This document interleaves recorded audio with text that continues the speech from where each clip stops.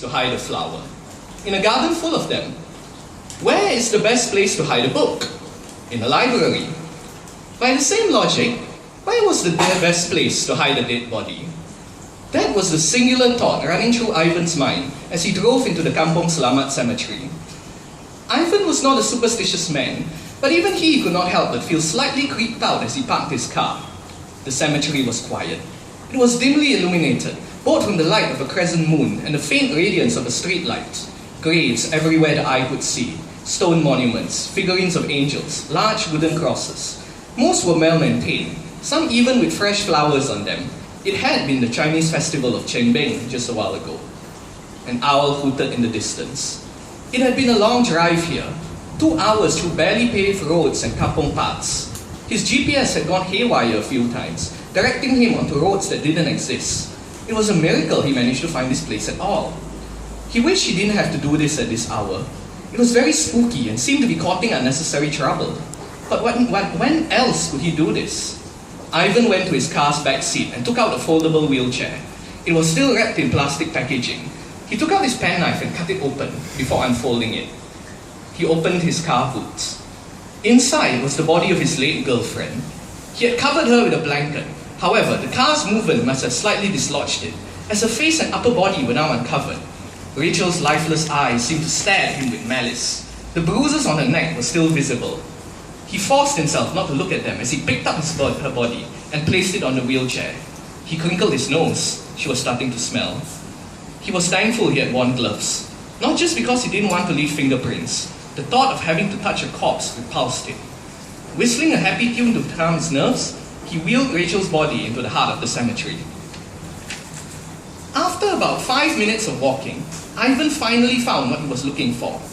In the center of the graveyard, beneath the shade of 2 large angsana trees, stood a freshly dug grave, unpaved, with a simple wooden headstone. Exactly where the cemetery caretaker said it would be. They had met up in a bar in the village yesterday. Bribing him had been surprisingly easy. $100 and 2 cans of beer. The eager way he had accepted the little tokens, no questions asked, made Ivan suspect this was not the first time he had allowed secret activities here. A woman is going to be buried here very soon, the caretaker said. He was a scrawny Indian man with tufts of white hair on his otherwise bald head. Sad story. An Indonesian lady came here as a maid 2 years ago. Fired after an employer caught her in bed with his son. Later died under a bridge delivering her baby. Couldn't get to the hospital in time. Poor thing.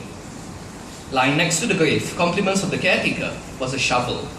Ivan took off his shirt and began to dig up the grave. He perspired profusely as he dug. His back ached with every shovelful of dirt he took, and soon his arms began to feel numb. At one point, he felt faint, both from exertion and horror, but he forced himself to carry on. After what seemed like an eternity, he felt his shovel hit something hard and he smiled. He removed the dirt from all around the coffin before forcing the lid open with the blunt end of the shovel. Inside, the body of a young woman in a black dress. She looked to be in her early 30s and was quite beautiful. She had long black hair that reached her shoulders and fair white skin. Pretty as she was, however, there was something unsettling about her. Perhaps it was the expression on her face. Her mouth was contorted in a strange fashion. There was a strong, almost floral scent wafting about her. Ivan assumed this was some salts or chemicals used to preserve her. Had he been more alert, however, Ivan would have realized that what he was smelling was frangipani, and had he been a more superstitious man, would have backed away as soon as possible. Nothing good ever comes from a corpse smelling of frangipani, especially one that had, unnoticed to Ivan, extra long fingernails on her right hand, curved to the point they resembled talons. He forced himself not to vomit as he did the next task. He moved the corpse of the woman to one side, making sure there was room for his girlfriend's body. The woman's flesh was soft and cold, and she was hard to move, probably rigor mortis. He nearly jumped as several items came spilling out of the corpse as he had moved her. Some joker had placed eggs under the woman's armpits and glass beads in her mouth. Worst of all, there were sharp needles jabbed into her palms, which had almost pricked him. Again, had Ivan been a more superstitious man, he would have backed away. Instead, he tossed all the items to the side, cursing. What the hell was this? Some sort of sick joke? Was this some sort of insane anti-grave robber precaution? Ivan picked up the corpse of his girlfriend and placed her in the coffin. He could not help but feel a twinge of sadness as he closed the coffin lid. Though his relationship had been tumultuous, he had to admit. He wondered how they had managed to stay together for 6 months as it was. Their personalities had clashed on a titanic scale. He, a laid-back free spirit. She, a clingy, anal-retentive control freak. They had been terrible for each other to begin with. Could you blame him for straying? Ivan recalled the last argument they had, Rachel screaming as she confronted him over suspicious messages on his phone. How could you do this to me? He remembered her shrieking. We are meant to be together, Ivan, together forever.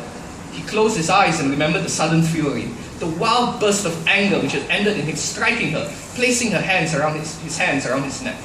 Her screams as he choked the life out of her, her desperate, hopeless flailing as she tried to break free of his grasp.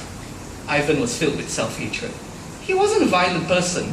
Before this, he would never have considered himself capable of hurting a woman, let alone killing one. You brought out the worst in me, he spat in the coffin. I hope you rot in hell. It was just then that he was filled with a sudden exhaustion and a sudden thirst. Assuming the coffin had been tiring, he cursed as he remembered he had left his bottle of water in his car. After what I just went through, I deserve a break, Ivan thought to himself as he walked back. After some water and a quick cigarette, he made his way back to the grave, eager to get out of the cemetery as soon as possible. As he picked up the shovel, however, he noticed something was amiss. The coffin was open. Inside lay the body of his girlfriend, contorted in a weird angle. There were jagged cuts on the stomach. What the hell? Ivan felt a chill in his bones. It was just then he heard an ear-splitting scream from behind him. His heart almost stopped as he turned to see a horrific sight. The dead woman from the coffin hovering a few feet in the air, her hair billowed all around her shoulders, and there was a hideous grin on her face which was now wrinkled and hideous. Her funeral dress, previously intact, was now torn around her stomach which was scarred and raked, bloody intestines poking through. He screamed. Ivan tried to run as the creature flew upon him, a mad hunger in his eyes. He tried fending the creature off with his shovel, but it was no match for his foul strength. The strength of Frangipani accompanying it was overwhelming, assaulting his nose so savagely he felt he would pass out. Ivan screamed again as the dead woman dug his long nails into his stomach, causing blood to spurt out widely. There was pain, more excruciating than any he had known in his life, and Ivan wanted to die at that moment to escape this agony. Weakly, he tried beating the creature off with his fists, but it was in vain. The creature thrived on his impotent attacks, even seeming to be laughing at him.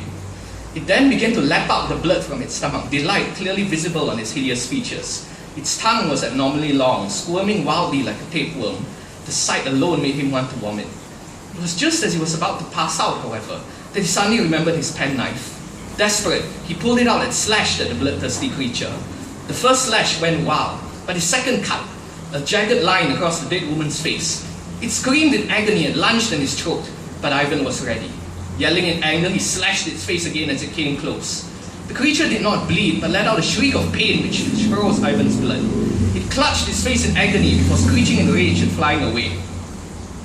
Ivan got up. Ignoring the awful pain in his abdomen, he staggered towards his car, eager to leave the place as soon as possible. He felt sick as he clutched the gaping hole in his side, his hands soaked in his own blood. Just then, he heard the creature's hideous shriek again. Ivan turned. Like a hideous bird of prey, the creature swooped down on him, talons raised, fangs bared. Quickly, he reached for his knife, but it was too late. The last thing Ivan ever saw was the creature's hideous eyes as it sank his fangs into its jugular. There was the overwhelming stench of Frangipani, and then there was no more. It was a strange sight that awaited the caretaker of the cemetery the next morning. An uninterred grave, an open coffin with the body of a woman inside. Lying a few meters away was the body of a man in a pool of blood. There were gaping wounds on his neck and stomach, and a mask of horror on his face. The caretaker recognized him as the man who had bribed him yesterday. What had happened? The caretaker shivered but forced himself not to think about it. It was best not to bother with the nocturnal affairs of the cemetery. It was a lesson his predecessor had learned the hard way years and years ago, and the first piece of knowledge he had been taught. He sighed. We can't just have bodies lying around like this, he said to himself. It just wouldn't do. He picked up the body of the man and placed it into the open coffin with the woman before slamming it shut. The things he saw on this job, he could really use a stiff drink after this. Thank you.